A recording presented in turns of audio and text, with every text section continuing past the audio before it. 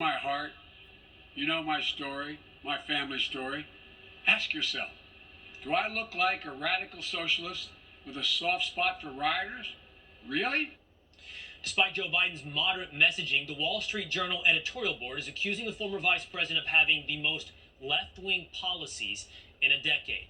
Here to explain, editor-at-large of the Wall Street Journal and host of the Wall Street Journal at Large on Fox Business is Gerry Baker. Gerry, thanks for being here. I know the Wall Street Journal is saying this is a contradictory campaign for Joe Biden. To me, Gerry, when I look at it, it's almost like a sleight of hand campaign. Pay attention over here. Look at President Trump. Look at him. Don't look at what's going on over here in my campaign. So what is it, Gerry, that's actually going on in policy proposals on Joe Biden's campaign? Yeah, well, I think the phenomenon we've seen is that Joe Biden has done a very good job, actually, of making this election primarily about President Trump. When, in fact, we really should have been looking, I think, much more closely, and the media, of course, have failed to do this completely, willingly failed to do it completely. Should have been looking much more closely at what Joe Biden and the Democrats propose. Joe Biden, you just heard it, excuse me, you just heard it there in that clip. Joe Biden is someone who likes to present himself as, someone who's been around in politics for 50 years, he's a moderate, he's a centrist. But if you look at the platform of the party, particularly the positions that Joe Biden has taken since he won the primary election back in the spring, it's the most radical, the most left-wing platform the Democratic Party's had in at least 50 years on issues like energy, on issues like the Green New Deal, on big tax increases for businesses and a lot of individuals, on a big increase in spending on things like healthcare, education, and of course on these radical proposals that have recently come up, for things like packing the Supreme Court, doing away with the Senate filibuster, maybe adding states to the United States so that they can get 4 more seats in the Senate.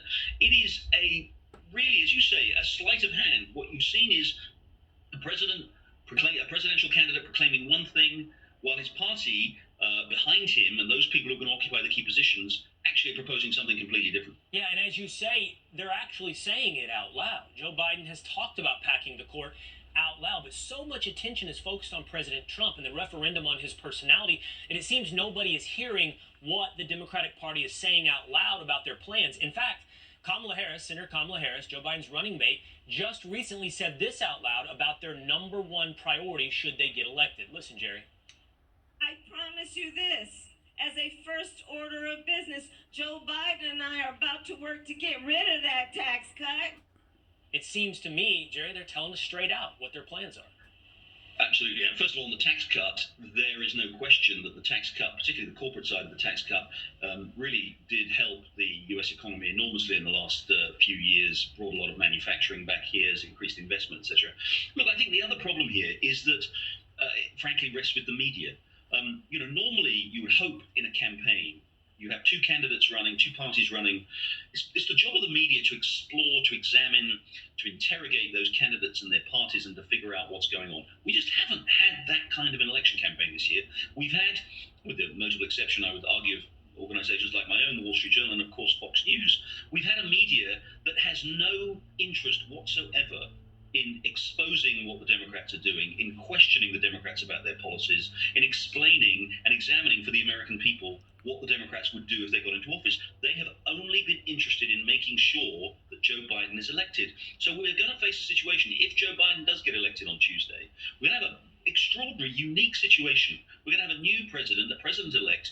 The American people have not really had a chance to be told, to be introduced to what that party's planning to do. So it's going to be a quite extraordinary thing if we do get a Democratic president and a Democratic Senate and House, because we haven't had a chance to examine, to investigate those policies. It's all like, remember Nancy Pelosi said famously years ago about Obamacare, that the bill was so complicated that you had to pass it in order to know what was in it.